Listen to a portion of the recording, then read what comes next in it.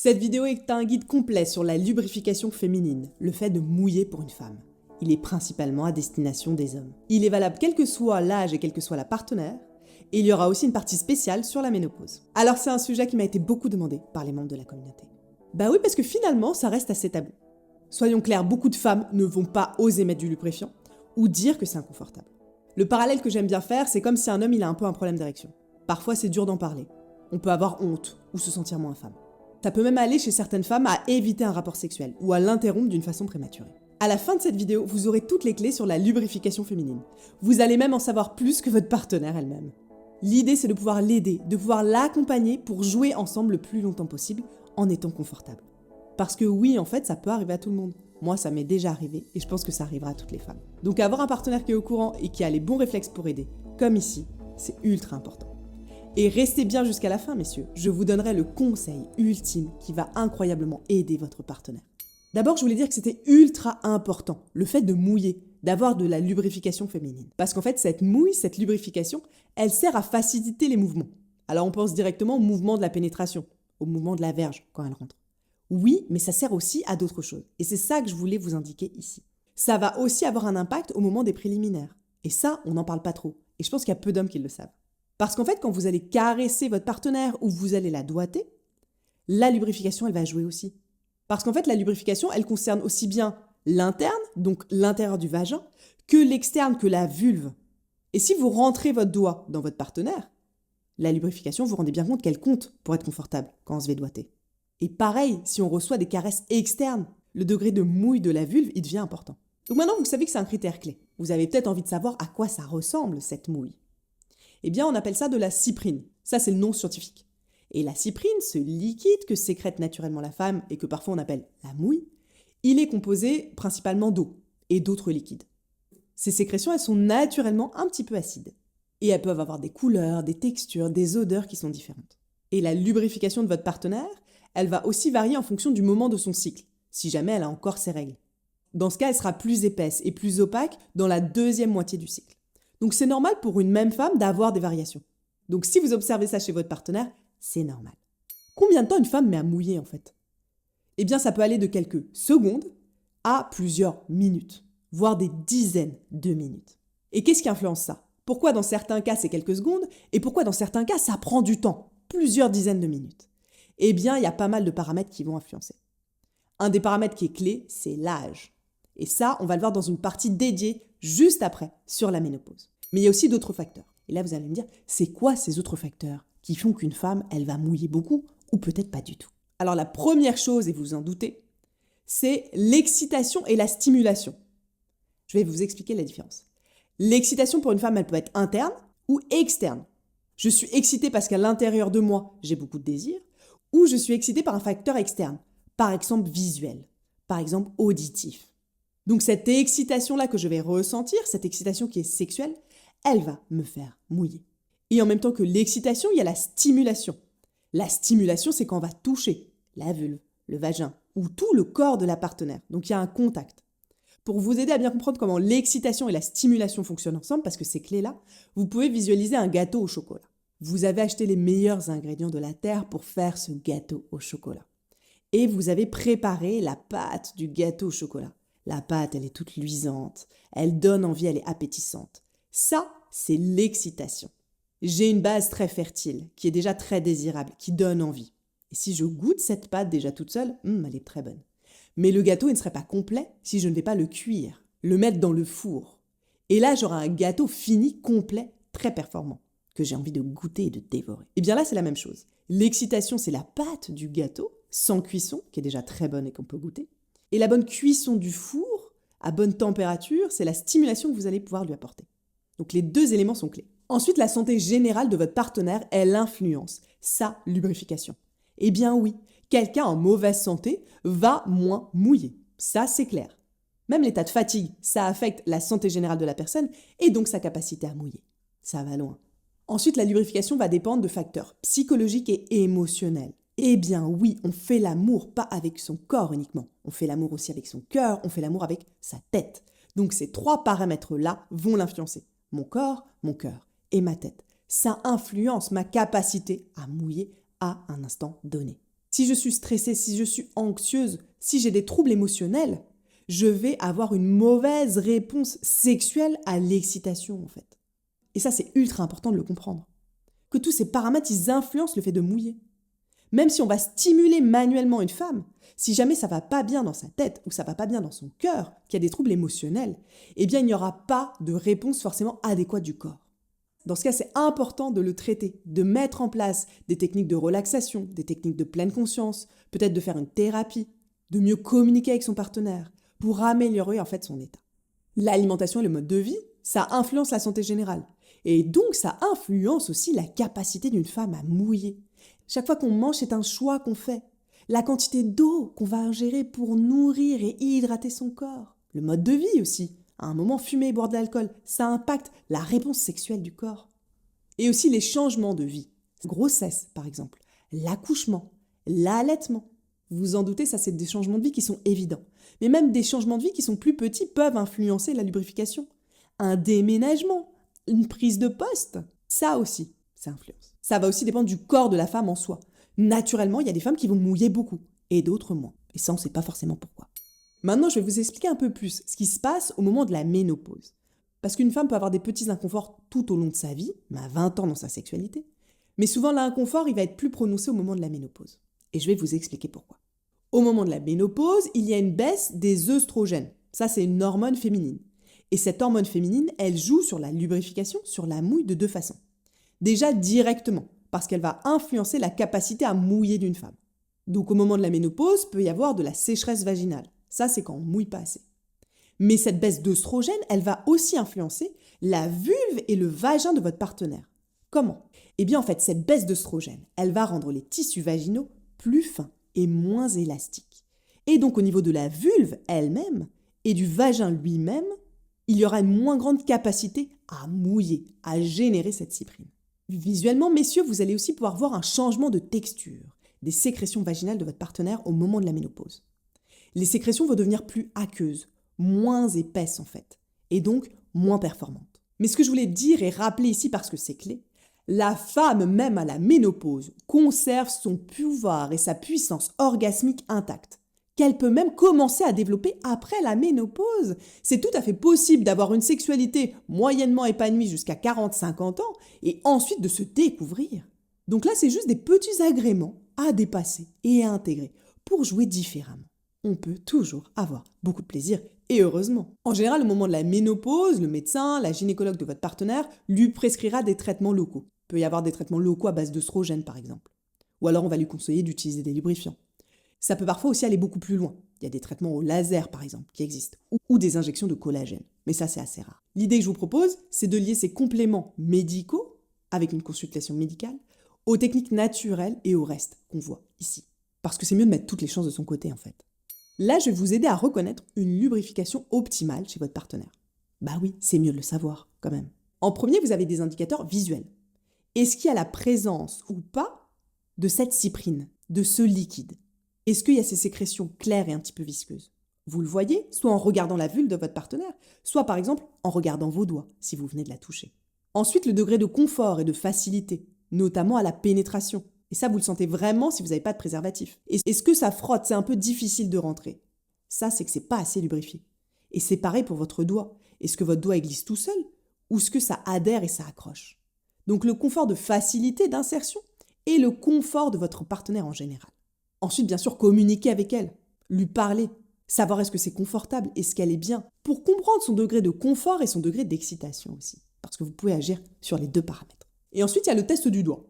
Alors, c'est un test que moi j'ai inventé et que j'utilise personnellement, parfois sur mon corps. Donc, je vais vous donner cette technique. En fait, avec le bout de votre doigt, vous pouvez toucher la vulve, donc la partie externe de votre partenaire, ou insérer juste la première phalange du doigt à l'intérieur. Et là, c'est un petit peu comme une éponge mouillée. Est-ce que quand vous touchez, ça a l'air tout sec ou est-ce que c'est quand même un peu humide ?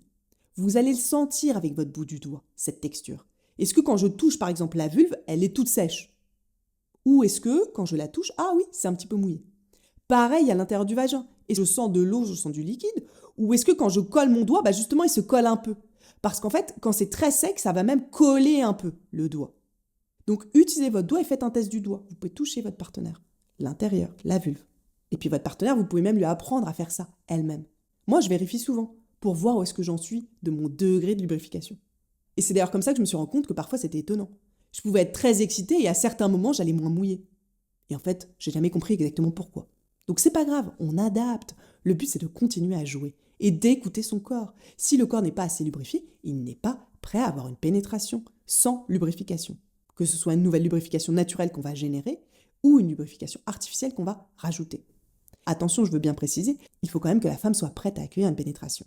L'un n'empêche pas l'autre. C'est pas parce qu'on met du lubrifiant qu'on va trop vite. Il y a quelques techniques que vous pouvez aider pour agir sur la lubrification et faire mouiller votre partenaire. En premier, c'est les 2 paramètres du gâteau au chocolat qu'on a vu. L'excitation et la stimulation. L'excitation, en amont, vous allez la faire mouiller. L'excitation, c'est mental en premier. C'est du fantasme, c'est du jeu, c'est de l'imaginaire érotique.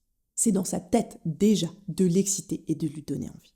Donc de construire et d'alimenter une forme de tension sexuelle en amont. Ça, c'est ultra excitant. On n'est même pas encore déshabillé qu'on commence à mouiller. Et ça, vous pouvez le faire, les gars.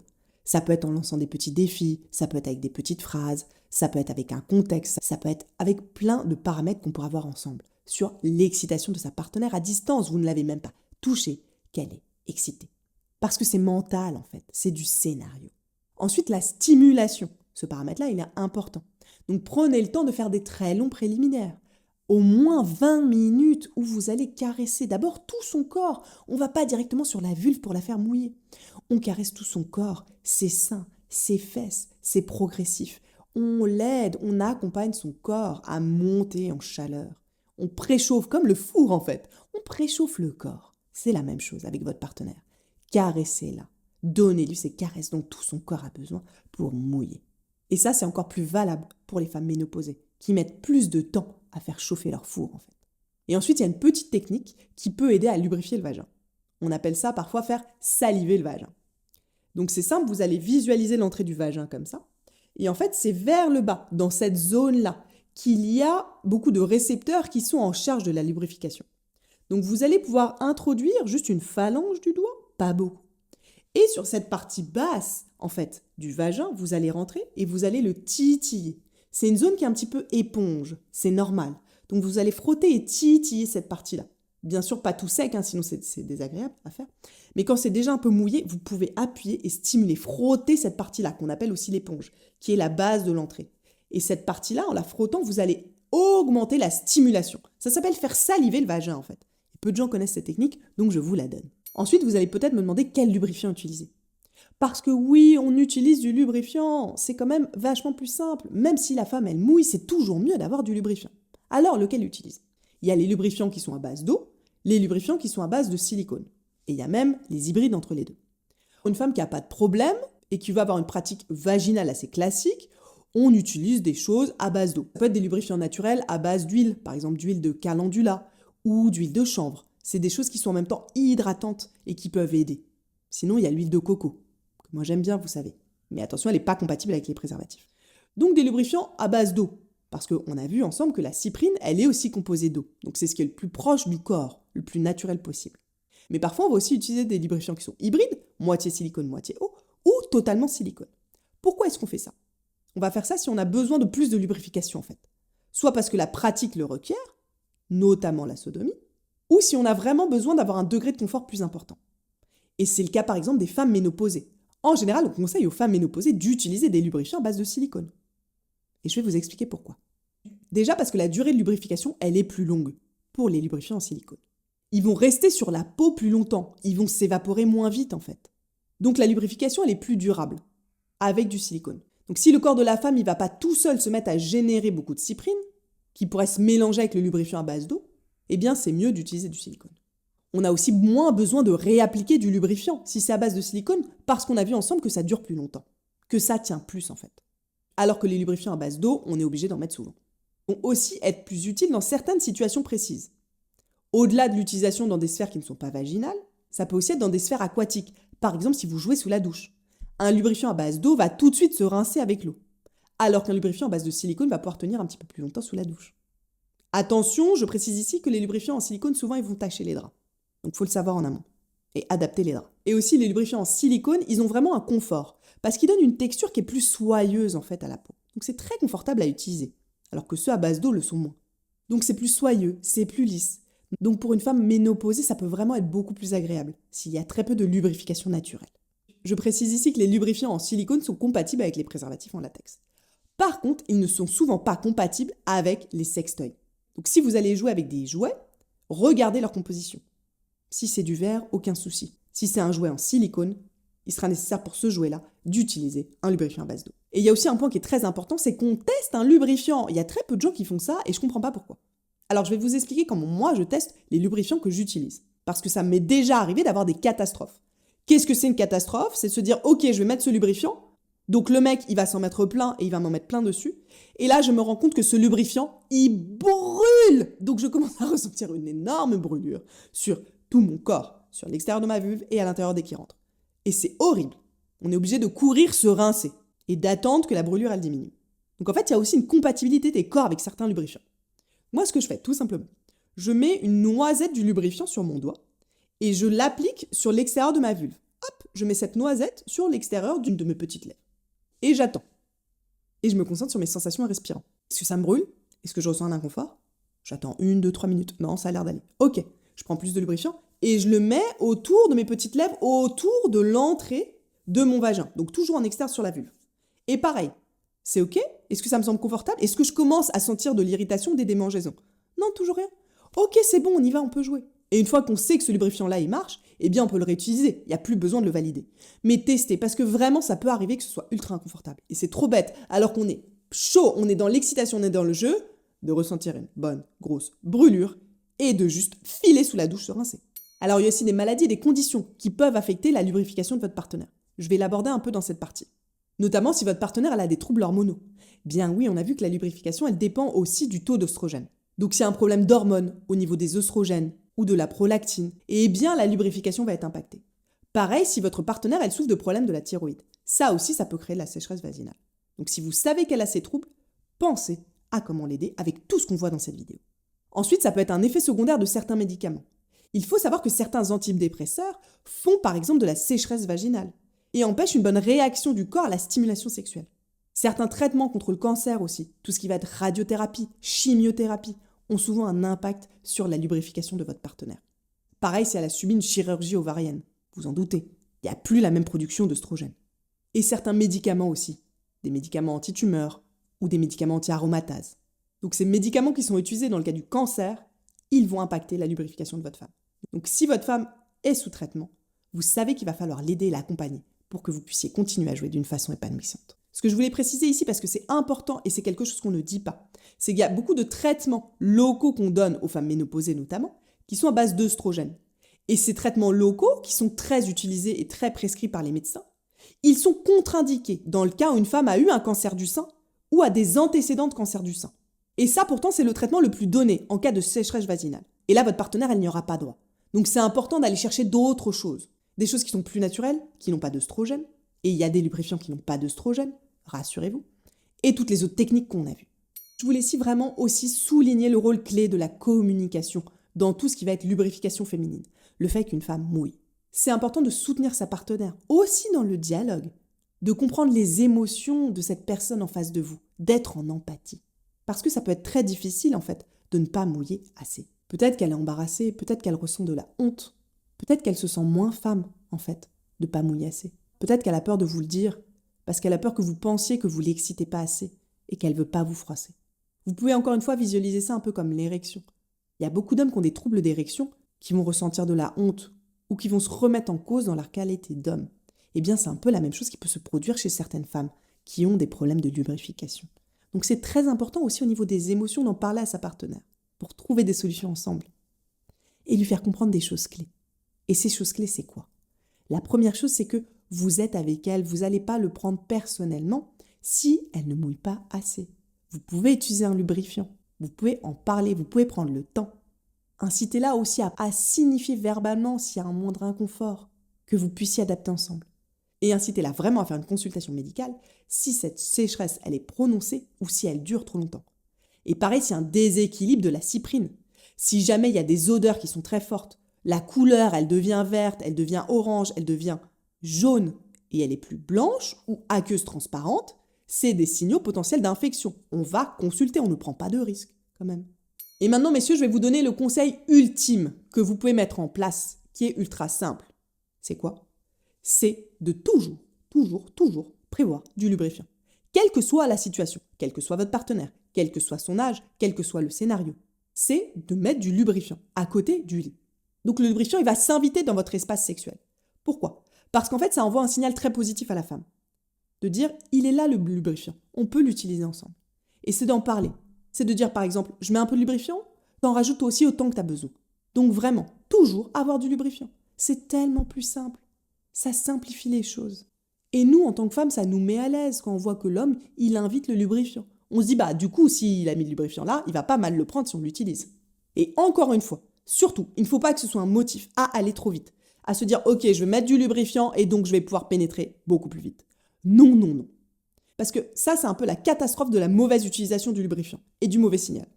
On va être très clair, je vais vous raconter une petite histoire. Moi, j'ai une femme qui m'a déjà dit qu'elle donne le tube de lubrifiant comme ça à son mari en disant « vas-y, fais vite ». Alors, bien sûr, vous en doutez, je trouve ça atroce, mais l'idée, c'était de dire qu'elle s'en foutait que son corps n'était pas prêt, elle voulait juste faire ça très vite et que ça se termine vite. Et donc, pour contrecarrer son corps qui n'était pas prêt, et donc, soyons clairs, forcer son corps à avoir un rapport sexuel, elle mettait du lubrifiant. Vous vous en doutez, ici je suis pour une sexualité ultra épanouissante, le plaisir, une connexion sexuelle à soi et au partenaire. Donc on n'utilise pas le lubrifiant pour aller plus vite. Parce qu'en fait, on n'a pas fait son travail, entre guillemets, de préparer et de s'exciter, de se stimuler tous les deux. Le lubrifiant, il est clé, il aide à jouer avec plus de confort. Mais sur un terrain qu'on a déjà préparé. Voilà, vous avez toutes les clés maintenant pour aider votre partenaire à bien mouiller et l'accompagner à jouer sans aucun inconfort. Ça va permettre qu'elle prenne plus de plaisir pendant les rapports. Ça va aussi permettre potentiellement de jouer plus longtemps et de jouer plus souvent. Parce qu'il y a encore une fois certaines femmes qui vont éviter les rapports sexuels si elles savent qu'elles ne lubrifient pas assez. Invitez aussi toujours votre partenaire à discuter avec des professionnels de santé pour adapter la réponse à son cas à elle, notamment en cas de traitement hormonaux. Vous pouvez coupler ça avec toutes les astuces naturelles qu'on a vues ici. Ça fonctionne très bien. Et n'oubliez pas, c'est important de prendre soin du mental, du cœur et du corps pour la lubrification. Et tout ça, vous pouvez jouer sur ces paramètres-là. Et encore une fois, même une femme qui va très bien, qui n'a aucun problème de santé et qui peut être jeune, peut rencontrer des troubles de lubrification. Ça arrive à tout le monde. Et ça ne vous remet pas, vous, en cause en tant qu'homme, dans votre capacité à exciter ou à donner du plaisir à votre partenaire. D'accord? Et sachez que vous pouvez être un soutien incroyable pour elle. Et si vous êtes là et que vous avez regardé cette vidéo jusqu'au bout, c'est que vous l'êtes et qu'elle a de la chance. Voilà, si cette vidéo vous a plu, n'hésitez pas à vous abonner à la chaîne YouTube. Ici, j'aide les hommes à avoir une sexualité épanouie, à donner plus de plaisir, à prendre plus de plaisir et à avoir une connexion profonde avec eux-mêmes déjà et avec leur partenaire, quel que soit leur âge et quelle que soit leur condition physique. Oh, mon Dieu! Oh, mes genoux! Ça assiste trop longtemps. La vidéo est peut-être trop longue. Je sais qu'on me dit souvent ça en commentaire. Mais bon, vous savez, j'aime bien creuser les sujets. Oh, faut que je détende mes genoux. Allez, on y va.